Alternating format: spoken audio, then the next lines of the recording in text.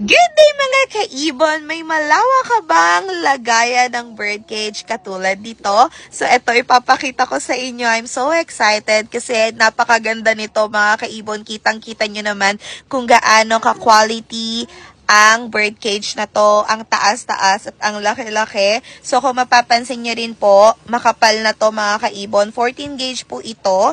Ayan, especially sa mga small birds natin, pwedeng-pwede po ito para malawak ang kanilang liparan. And of course, meron rin po itong mga big doors. So, bakit maraming big doors ang inilagay ko dito? Kasi po, gusto ko is maaabot nyo yung bawat sulok ng bird cage natin. So, katulad nitong wood perch na to, kaya nyong ilagay kahit saan. So, ayan, napakaganda with poop tray and poop tray lock na rin po. And of course, pwedeng-pwede kayong magpagawa ng cage stand katulad nito. Napakaganda mga kaibon, bagay na bagay sa garden.